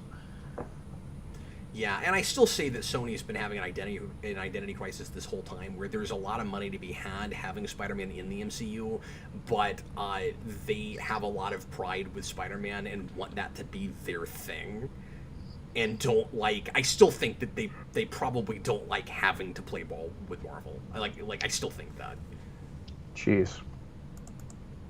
Who knows? Yeah, I mean, if I'm right, but that's what it feels like. Yeah. David22 put in $2 super chat and then retracted his message, so thanks very much for the super chat. Logan Dodd, $5 super chat. Will we look back at MCU's Spider-Man reboot ultimately as a sham? I don't know. I think we got 2 pretty good movies out of it. I think we got one more than solid movie out of it. Yeah. And I think we got a second movie that was not as good as I thought it was, with a pretty great villain. That's how I feel about it. Mysterio is the best part of that movie by far. I think Homecoming being as good as it is in my mind, and liking some stuff that we did with Spider-Man with some of the crossover movies, I don't think, no matter what we do with it now, I could call the whole thing a sham necessarily, looking back. But certainly it could be a massive disappointment. Yeah, I mean, at the very least, what they did with Spider-Man in the MCU was better than Amazing Spider-Man 2. I think we can say that with full confidence, so... Yeah. Logan Dodd, once again, with Into the Spider-Verse 2 being called Across the Universe. Oh, yeah, that's right. Now, I wasn't sure if that was confirmed or if that was just what they were kicking around. But, yeah, does it seem... Or Across the Multiverse, I think is what that was supposed to be called. Does it seem pretty unlikely we'll ever get the Spider-Man franchise for us? I'm not sure what for us means. If you just mean people that, like... Dan and I want it to be more street level. Yeah, I mean, I don't know. I guess it depends what the masters of the character in film, whoever they are at the time, whether they want to go in that direction or not. Like whether it's Sony or Disney, if they get it back eventually, who knows? I mean, things change in the film industry. I think they'll continue doing what they're doing with the MCU as long as it'll make the money, and I think this profit train doesn't show any signs, at least yet, of slowing down. I mean, everything they make is a hit, with sort of the exception of Black Widow, which was, that whole thing was really weird, just the big drop off it had from the first to second weekend. But that's the only thing we've seen that's happened like that, and COVID makes everything unpredictable. Yeah, exactly. And that movie had a streaming release at the same time too, so.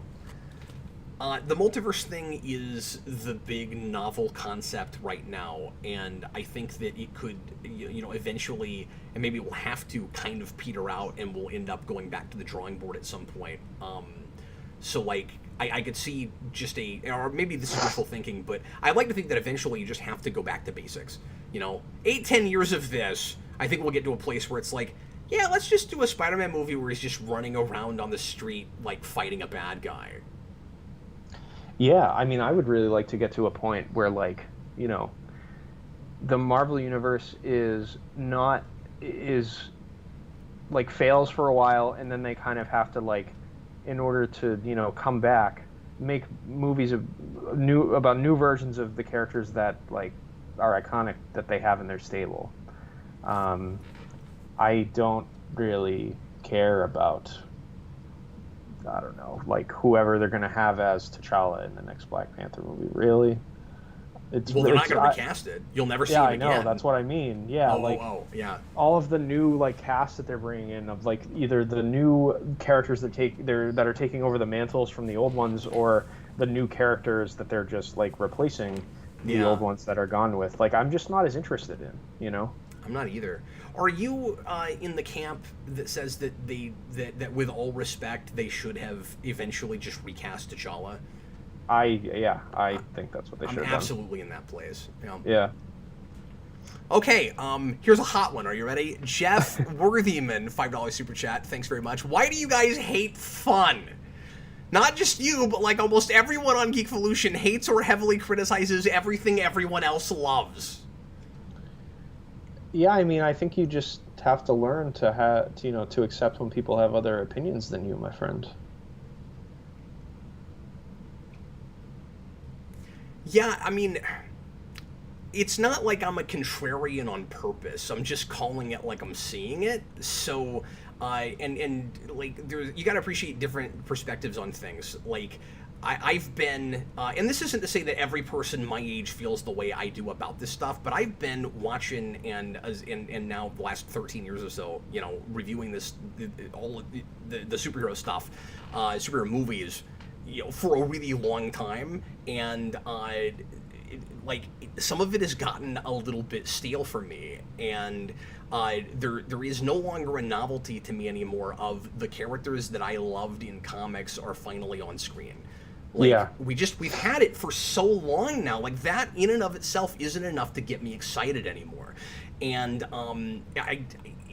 for me, it's just like Dan was saying earlier. Like, enough with the gimmicks and enough with the with movies being, you know, samey and formulaic and all of that. Like, folks that are still enjoying it on the level of you know, we're spoiled, and thank God we get these adaptations and all of that.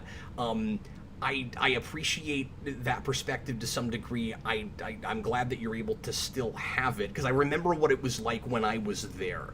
But I'm just not capable of feeling that way with it anymore. And I also just don't think that with MCU in particular, it's of the same storytelling quality that it used to be for, you know, a lot of it.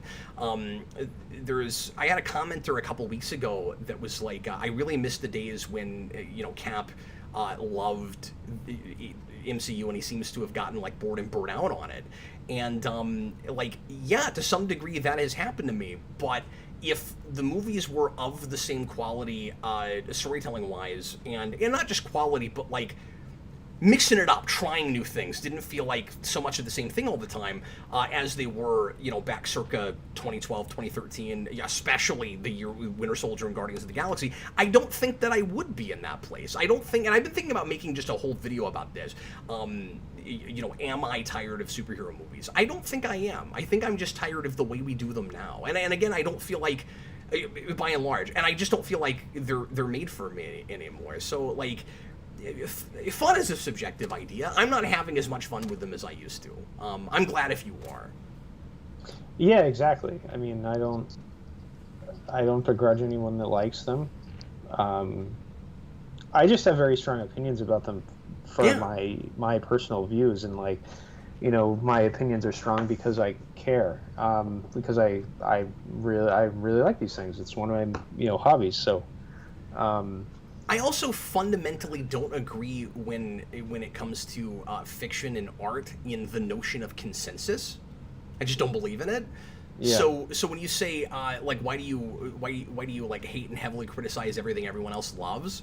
The fact that other people like it doesn't necessarily have any bearing on how I feel about it. You can change my mind, you can turn me around on it, but, like, you know, I've been doing these square off polls, and a lot of the time the way the poll ends up going is totally contrary to the way I voted.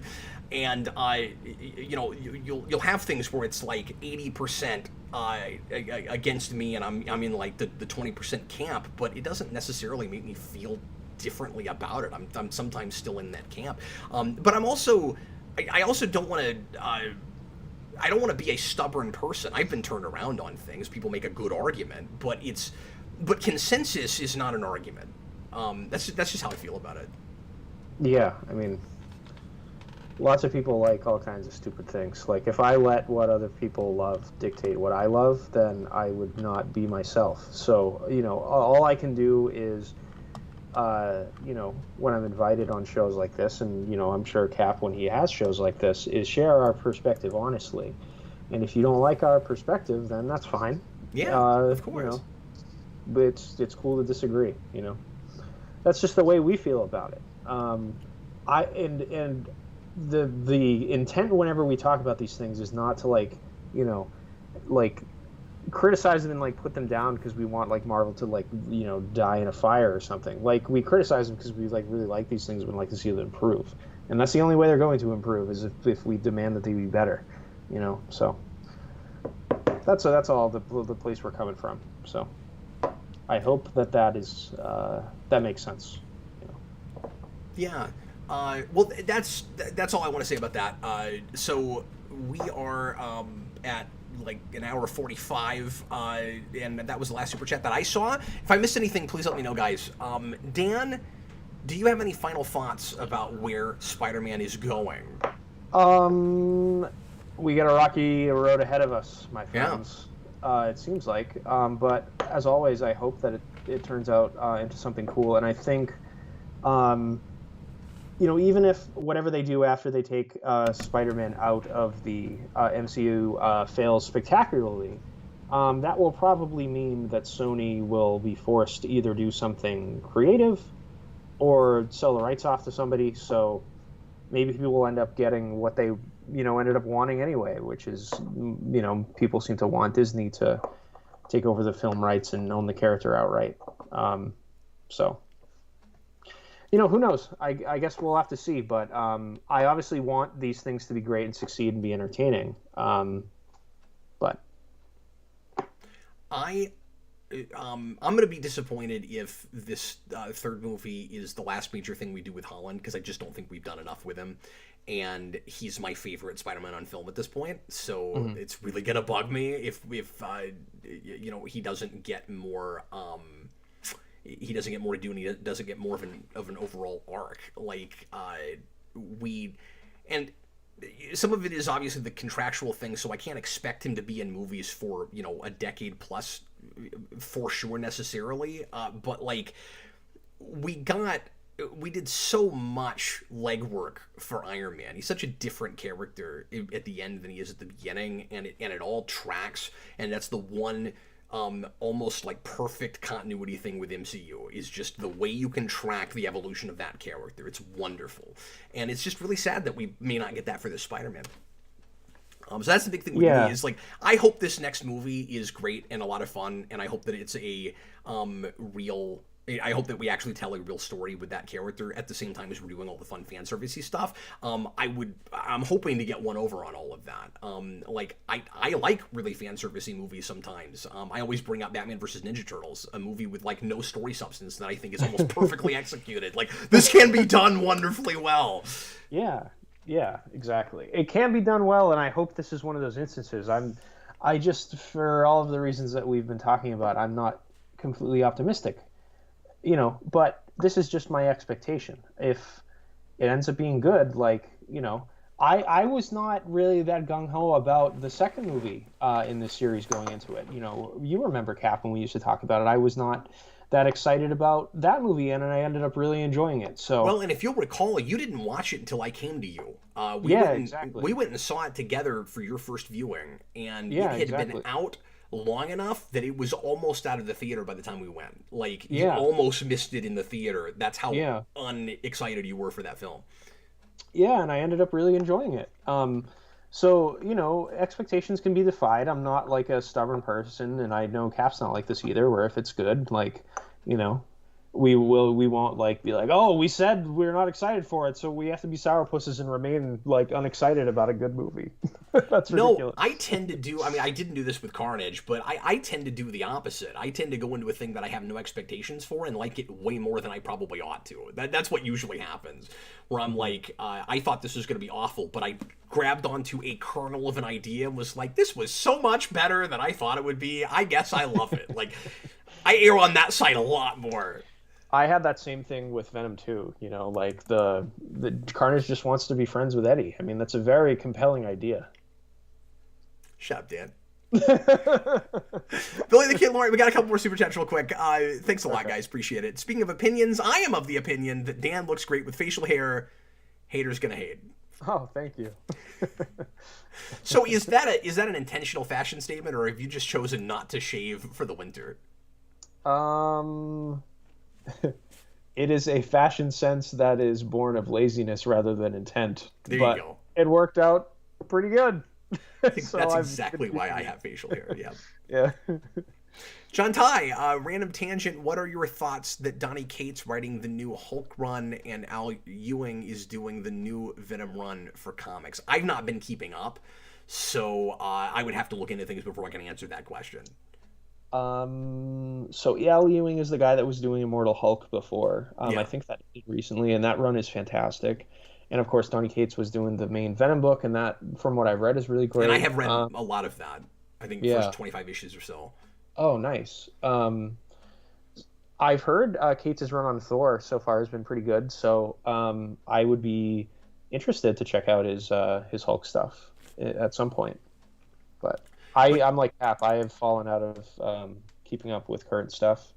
yeah, I mean, I guess I should say those are all guys that I have liked in the past, but I just haven't been reading anything recently. So I just feel weird, commenting on that. Like, oh yeah, I'm really excited for those guys writing on those characters because I'm not reading anything right now. Right. Well, everybody, thanks a lot for watching. I hope you enjoyed this, and thanks for popping in late at night. Everybody that jumped into this random sleep drop video we decided to do while I had Dan here, because he and I get together so rarely these days, and I just had to, I just had to milk his Spider-Man knowledge for all that it was worth. Well, I hope I provided enough milk from my brain. Your brain milk. We really appreciated all of your brain milk, Dan. Yeah. That didn't get weird. No, and thank you for having me. It was good to talk about this stuff because I, care about this stuff quite a bit, and I've thought about it, and it was good to kind of express my thought and hear yours and go back and forth. It was kind of cathartic. Yeah. Once again, Spider-Man's awesome, and I just want the movies to be good. I was gonna say, let me reiterate, like I'm totally open to like enjoying all the stuff they put out. Obviously, I just don't have a lot of faith in Sony with that character, and I never have. I mean, I'm pretty consistent when it comes to that, and I wish that Venom had been handled differently, and I might feel a little bit better about they're taking the reins for Spider-Man movies if that ends up happening. If it stays in MCU and keeps going past this, I will have much more hope for it. I will say that. Yeah, I mean, the Sony's so weird because it seems to me like, when they get the right filmmaker involved and don't try to run the show, really, like they've had good films made. They just need to get a director like Sam Raimi, or at least, I guess, I don't know how much freedom Mark Webb had on the first one, but he had enough of a creative voice where, like, you could tell the relationship stuff that he brought to that movie was working, and I liked all that stuff there. Yeah, that sure felt like a director making a movie in a way that some of these things have not. No. Like, could you tell Venom 2 was directed by Andy Serkis? I mean, his creative stamp was there. Yeah. No, and I mean, I agree with the Red Letter Media guys when they said that Black Widow felt like two different movies, where there's like, the second unit guy that does all the action, and then there's the, maybe three, because then, there's just all the CG stuff that doesn't feel like real actors there, and then there's a director that films scenes with characters talking to each other, like... Yeah.